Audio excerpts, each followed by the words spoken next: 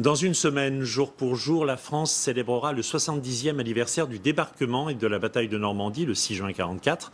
Les plages qui ont été le théâtre de cette opération devraient être prochainement classées au patrimoine de l'UNESCO, avec, il faut le dire, l'aide des Américains. Une reconnaissance dont les Normands seraient particulièrement fiers. Axel Cariou et Xavier Toby.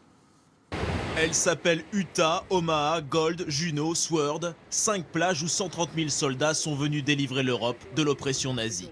La France a demandé en avril leur classement à l'UNESCO, soutenu depuis quelques jours par le Congrès américain. Les Normands n'en attendent pas moins. Il y a des gens qui sont morts pour nous libérer et il est normal qu'on reconnaisse, d'autant plus que c'était international au niveau des personnes qui sont venues nous défendre. Quand on part de Ouistreham et qu'on va jusqu'à Romanche, il y a toute une mémoire. Honnêtement, je pensais que c'était déjà à l'UNESCO, non, franchement.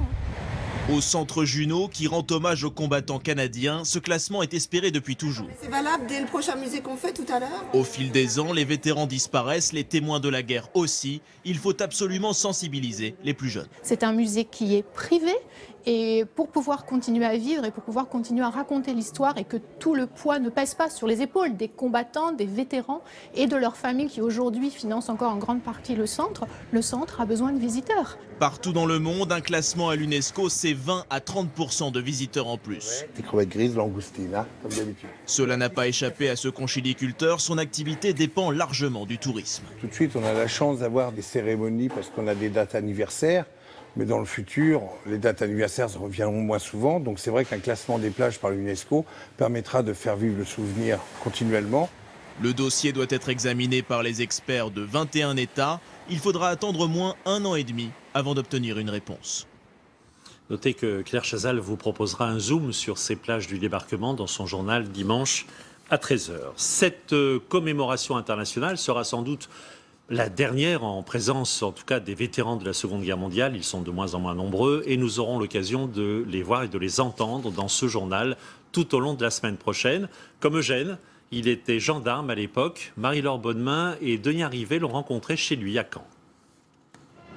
Nuit du lundi 5 au mardi 6 juin 1944, nuit historique.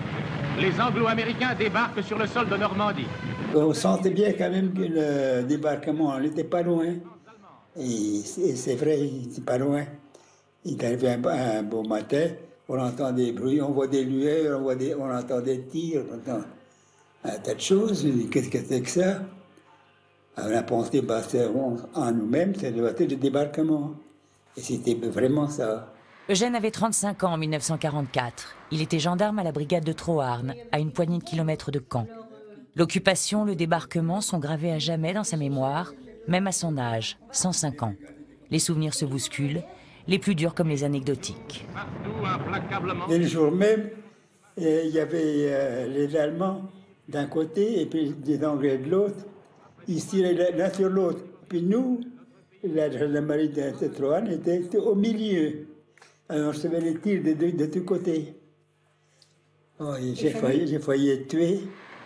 Un homme l'a marqué à jamais, Paul Kellec, son collègue, son ami, le héros de la commune, l'agent de liaison des Anglais qui voulait les alerter du départ des Allemands de Troarn et qui n'est jamais revenu.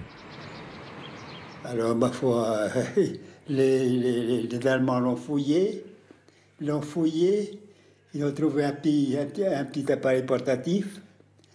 Alors, ils ont vu que c'était un espion, un vrai.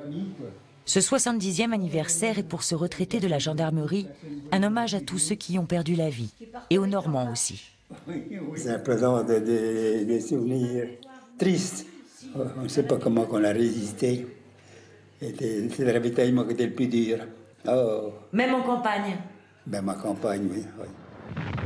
Car après ce débarquement, la bataille de Normandie a été redoutable et meurtrière. Ce n'est que le 17 août, après de terribles combats dans toute la région, que Troarn, le village de Gênes, a été libéré.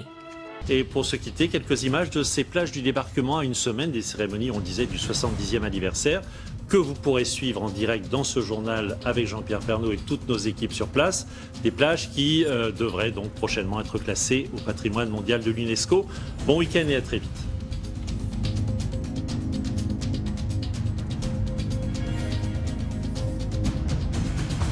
Retrouvez toute l'info sur le site et l'application MyTF1 News.